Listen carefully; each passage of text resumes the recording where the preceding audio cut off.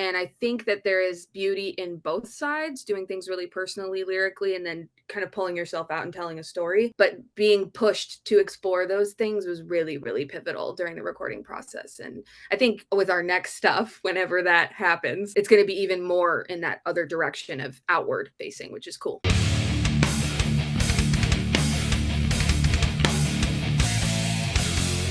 What's up, everybody? It's Keefy at GhostCultMan.com, and I am so pleased to be joined by Tess Stevens and Gideon Berger of Tess The Details. How are you doing? Great. Absolutely great. I am so stoked to see you. Tess, this is really funny. I discovered you by accident here in the Bay Area, where I live now. I saw you open for another artist at Bottom of the Hill. You were just playing solo, and you were this is like a year and change ago, and you were talking about like, oh, I'm working on my next full-length album, this, that, the other thing. I'm gonna have a whole band next time you see me, and I was not ready for it when I did. And that was also like randomly found out you were playing at Kilowatt, which is like, you know, a hop, skip, and a jump from my house with the whole band, and it was like fully like the whole full thing. So I'm so stoked. We're like coming a little full circle here. So happy to help support you and chat with you about your new record Runaway today, coming out on Double Helix Records in November. Awesome. Thank you so much, first of all. Yeah, you probably saw me open for Dan Andriano. That is correct. Yes, and I remember you were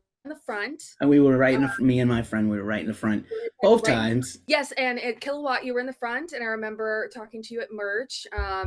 Yeah, that was a funny show because Gideon, sends me a little text message. He's like, "Hey, you have a second? I have something to run by you." And I'm like, "Yeah, okay." He's like, "Hey, you're opening up for Dan Andriano." I'm like, "What are you talking about?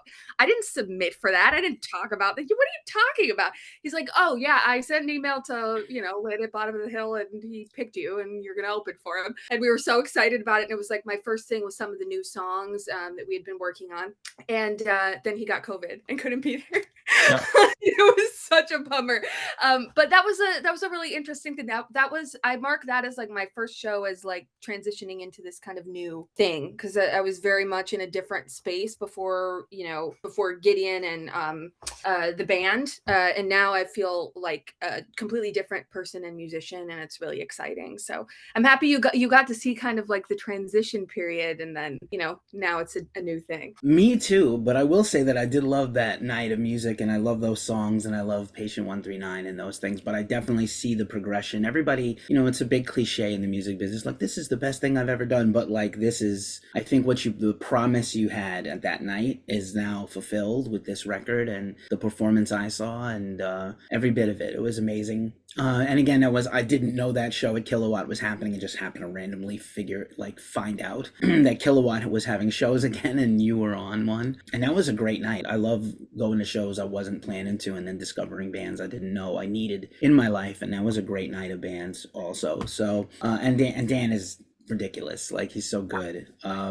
It's like, oh, I forget you have a day job in a big band. Yeah, no, it was so funny. I think the weird thing that hit me was I was just, doing my thing, and I look over and it's like, oh, that's Derek Grant sitting on the stairs, staring at me playing. And I'm like, one of my first memories as wanting to be a musician was like seeing a bunch of bands at Warped Tour. And I remember seeing Alkaline Trio, and it was like the first time I saw Orange Cabs in my whole life. I was like, what are those? Those are so cool. And then that guy's sitting there watching me. I was like, okay, we've got something, like something's here, and we need to push it forward. So it was a very cool night, and I'm glad you were there. Me too. I think you ended up geeking out about Trio with my friend, which is great. Yeah.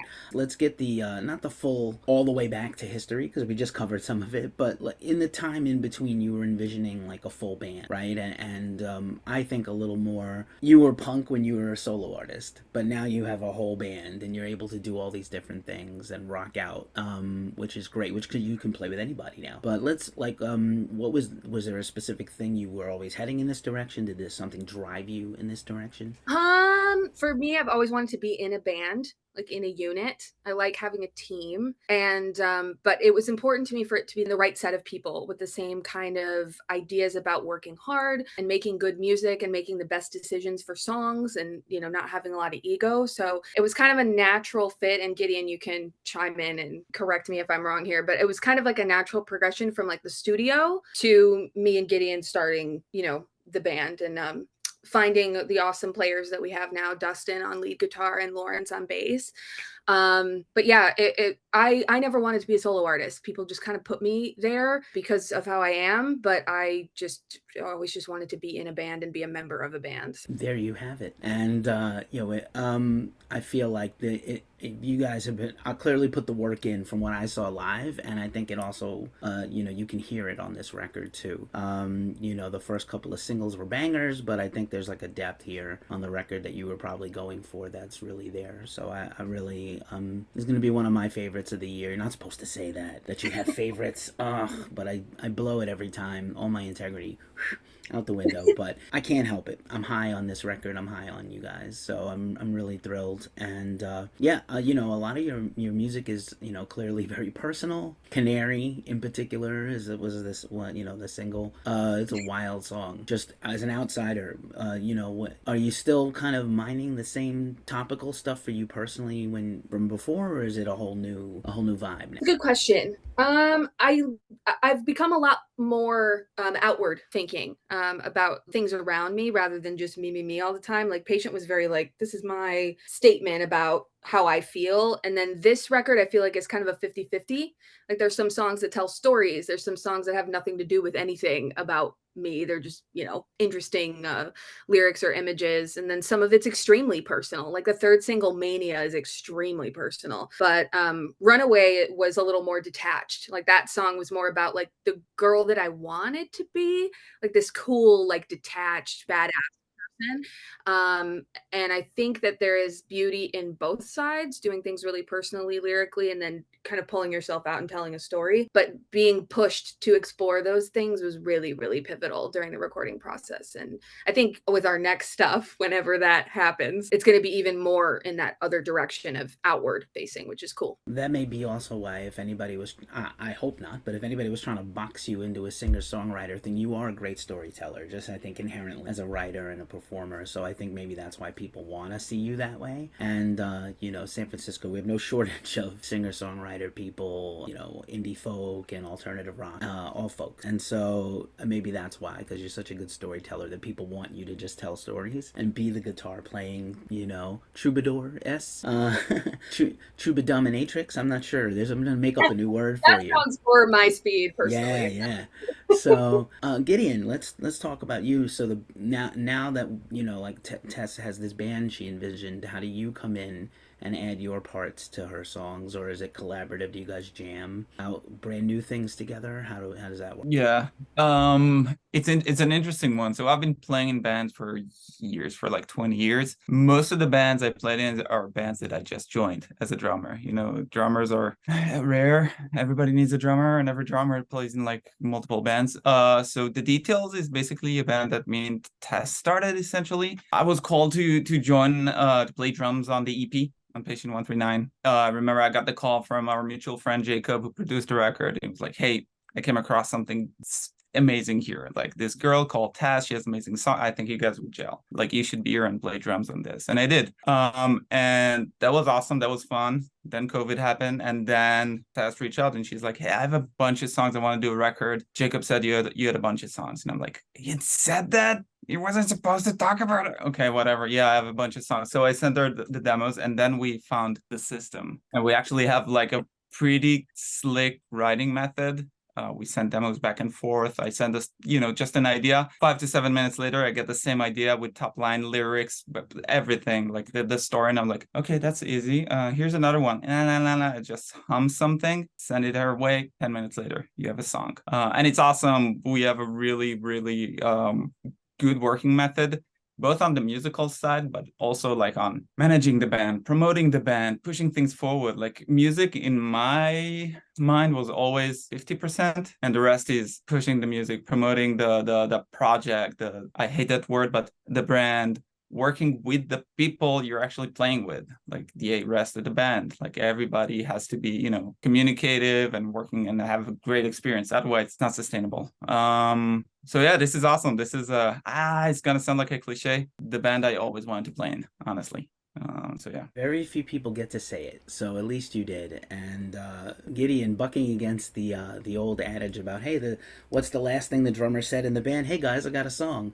But in your case, clearly you got a lot of material, and there's nothing like that here. Oh, we're gonna put that right on the fridge. Okay. To quote Family Guy, my favorite Family Guy thing ever about the Beatles. But it's only Ringo Starr.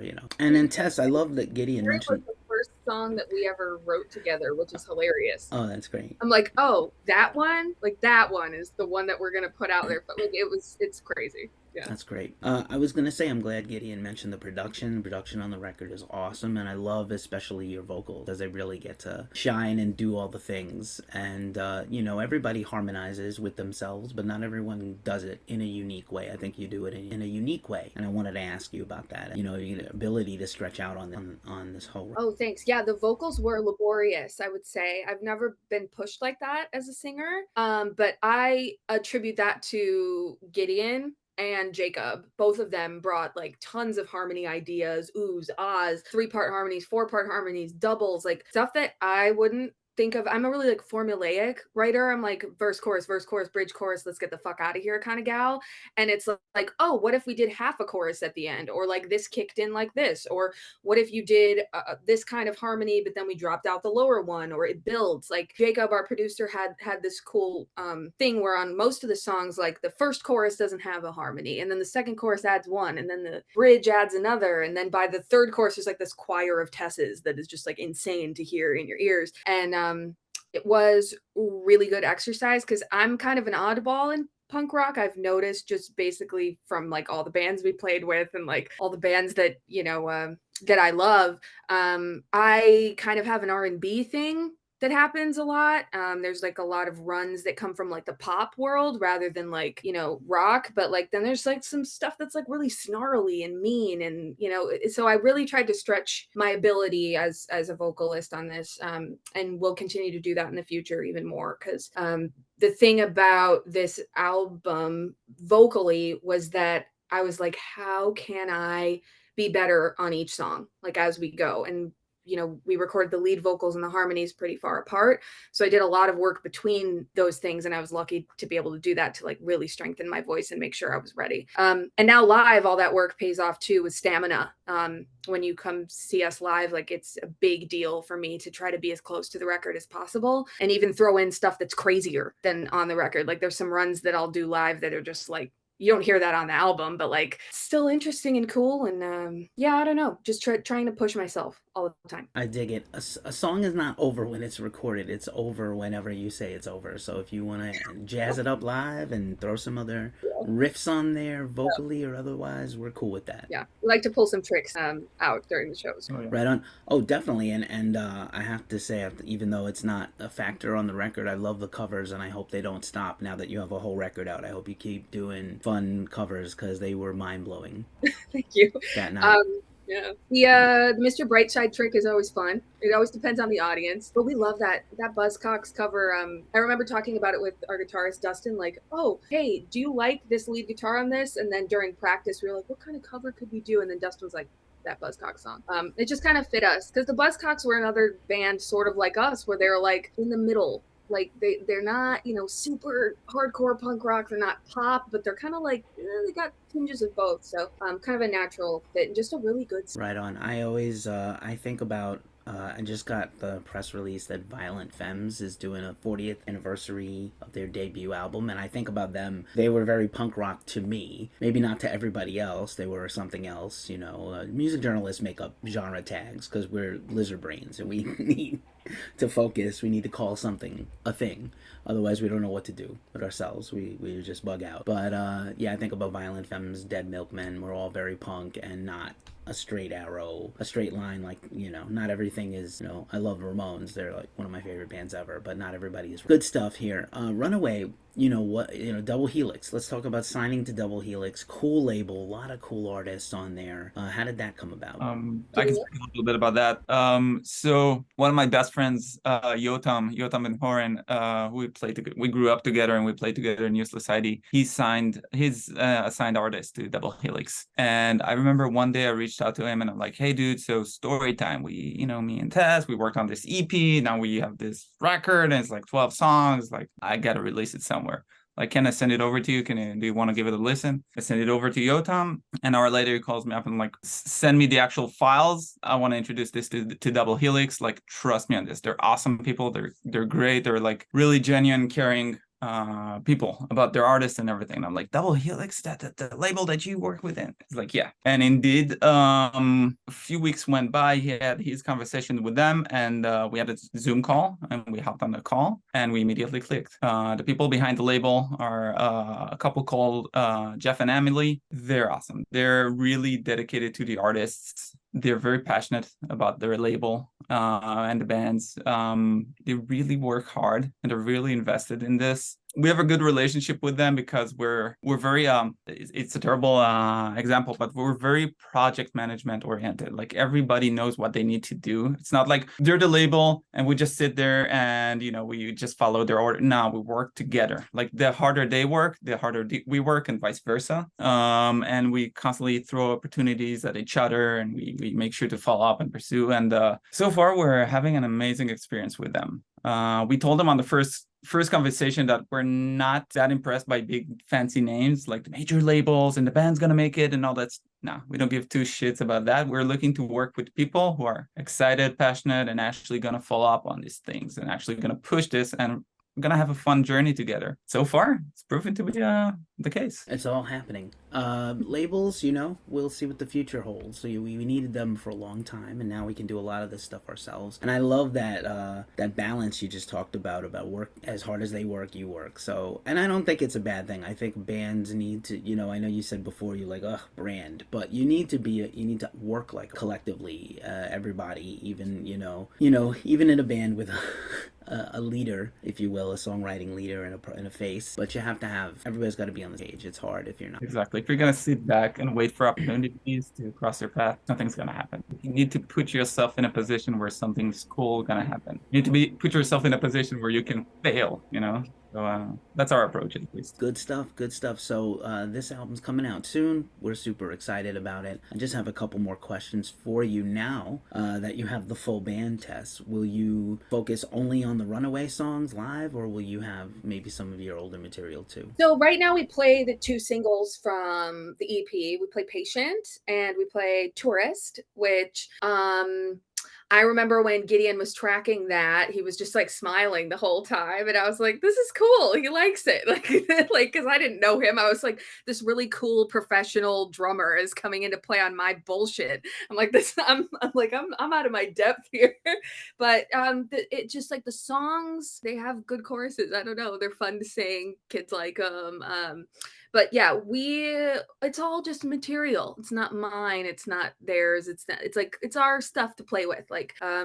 So who knows? We might have some detailsified versions of those two in another life. Yeah, we're playing those 2, and then most of the songs from Runaway, and then of course we'll throw a cover in. But yeah, we have a lot of songs, and we're really stoked to continue to play them and play them well. That's kind of the trick.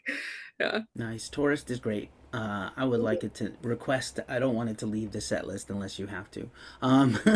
We don't have enough time. Maybe that's a good reason. Oh, no. It's such a good song. Thank you. And it's you're so relatable. I think that's the number one thing that I think people are gonna find you and gravitate to you. It's like we're all a little Tess Stevens inside. We are all. I'm sorry. I know that sounds like my sense of humor. That's what I say about me. But no, I don't think it's bad. No, just kidding. I think there's like universal experiences, like feeling like you're confused all the time, or like you don't know what you're gonna do with yourself, or like that you don't have any friends, or that everyone hates you. Like those are universal human like things. And like Tourist is about just not feeling like you're happy in your life. Like something's got to change. Like thankfully for me it did, and I think for everybody else who has a little Tess in them, and I'm sorry to those people, but things can change. You can change things for yourself. So that's. And then I like to end these interviews on a wild card question for both of you, or each of you, and this one is best and worst touring food experience. Gideon, go ahead. Oh, worst. Let's start with the worst. I'm gonna combine two experiences. So I got to tour China and I got to tour Russia. Both of them had some language barriers. Their Hebrew is not good. I'm originally from Israel. English, definitely, not. So yeah, wrapping up shows and looking for food and we're vegetarian in New Society, and looking for food and such was impossible. So oftentimes we would, have to get a pizza and pick out like the slices of pepperoni and try to reverse engineer the food and try to remove the meat. So that's one thing. Best food experience. That was my worst food experience. So I'm gonna toss it over to Tess, and then I'm gonna pick up the best food experience. So the funnest fact about me is that I haven't toured yet.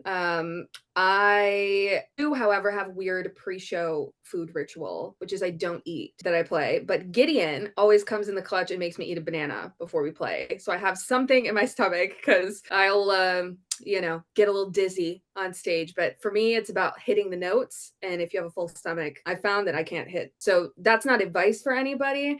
But best and worst is just worrying about eating. I don't like it. Like, it gets in my way because I'm a busy girl. I got stuff to do. So sitting down for a big meal, not my thing. But I do like grilled cheese sandwiches and tomato soup. I cannot beat that. That is like, after a show, it's like all I want and all I think about is having a grilled cheese sandwich. Who has the best grilled cheese in the Bay Area then? Oh, you've got tough question. Yeah, that's a tough one, right? Melt is not bad.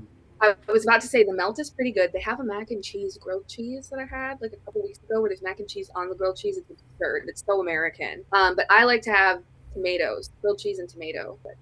But I found that Mel's has a pretty good grilled cheese. Mel, not bad. Not too touristy. I still like Mel. I remember Mel's was like my very first Bay Area anything as a tourist before I lived. Like, I went right to Mel's. Like, it's a good diner. It reminds me of Jackrabbit Slims from Pulp Fiction. Yes, it does, without the singing waiters. I'll also throw out, I live over in Soma, so I have the V Cafe here that serves all the late night dance clubs and the drag clubs, which we all frequent and love, and they have an awesome sourdough grilled cheese, and they'll put tomatoes on it for you. Well, it's on the list now.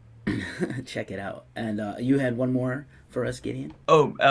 Best food experience on tour. We played Japan, and Japan again, same challenge with the vegetarian food. And I remember second time I toured Japan, so I realized, okay, post shows when I'm starving, I need to have something in my stomach. I need to prepare. So I made sure before the first show of tour to go to a burger place called Freshness Burger. That's a burger chain in Japan, and they had a vegetarian burger. Please don't judge me, like 5 or 7 burgers. And I came back to the venue with a bag full of burgers, and everybody were like, what is wrong with you? Why did you get like 5 or 7 burgers? And I'm like, you just wait.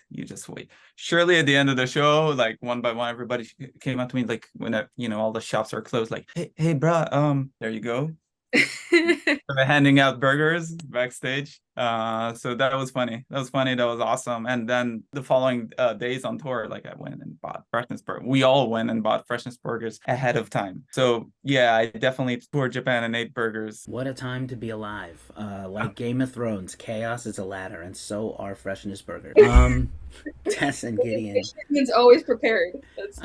You be always prepared, like the Girl Scouts. Thank you so much for hanging out with us today and talking about this album. I'm so proud of you guys. I'm not supposed to be saying things like that, but I am really proud of this record, and I'm happy for you, and I can't wait I think you have a record release show coming. Yes, we are releasing the record at Bottom of the Hill, where we played our first show ever with Skating Polly in February of this year. Oh my God. But yeah, it's December 15th at Bottom of the Hill. Everyone should come. If you want to come, you're on the list. Let us know. I don't mind paying, but I'll be there for sure. Well, I'll invite you to pay too, but obligatory. Yeah. If I get in free, then I just end up buying, the record or the shirt or the thing. That's what I do. I don't take any of this for granted. I'm doing this a long time. I also was a band person for a long time, marginally successful, let all my friends in free, and then I was like, how come we don't have any money? We had like 300 people here in this bar. Oh, we let everyone in free because that's what we used to do. But yeah.